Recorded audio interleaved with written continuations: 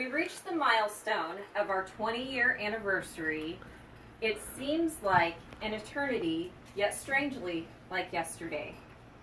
It's hard to believe that we've come from the young, dumb, broke, headstrong kids ready to take on the world to the God-fearing couple that we are today. We would hit it off right off the bat. Unfortunately, I would stand you up. Fortunately for me, you didn't take no for an answer, and we would eventually have that first date. 6 months into our relationship, tragedy would strike. I would lose my stepdad of a brain aneurysm on my 17th birthday. My mother would take that news very hard, and the next couple of years would spin out of control for us.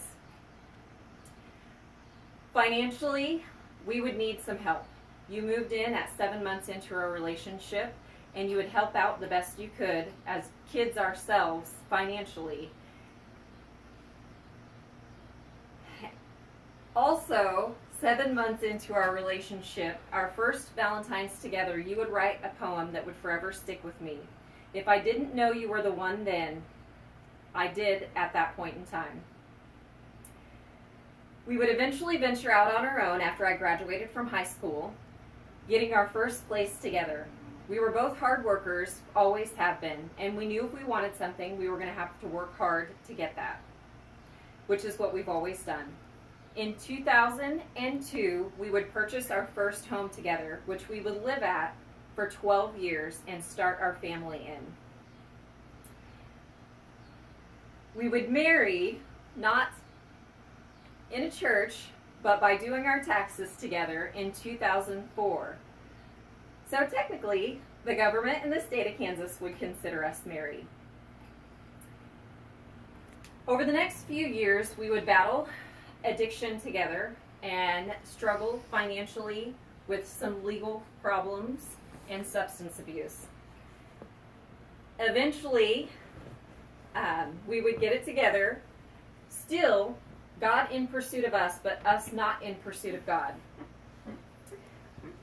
We would, in 2007, we would introduce James to the world. In 2008, Philip, and in 2012, Allison. 2012 is when things really changed for us. After Allison was born, we would officially get married, and as we raised our family with morals, values, and beliefs that we thought they would need for the future, we knew something was missing. So in 2012, we knew that missing piece of the puzzle was God. We started searching for a church home and would eventually start attending Colonial Heights Assemblies of God. Then we would put God first in our lives. We have both become very active in our church. You teach Rural Rangers, and I teach Girls Impact Girls Club. Our family, our church, and our faith are very important to us. Our church is like our second home and our second family. In 2004, we would sell our house in Mulvane of 12 years and reluctantly moved to Udall. Doors started to open that we didn't know needed to be open, and closed that we didn't know needed to be closed. We would buy property in Udall, outside of Udall, in 2015, where we are today and hopefully will stay, God willing. The best is yet to come. We've learned over the years to love people right where they are, as your family has done for us. They loved us right where we are, even in the midst of our struggles. And I appreciate that, and forever will be thankful for their love, support, and prayers throughout the years. I wish I could say that we had it all together, but really we've done what we've always done.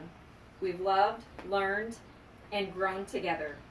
I appreciate you, and I thank you, and I love you, and I look forward to the next 20 years.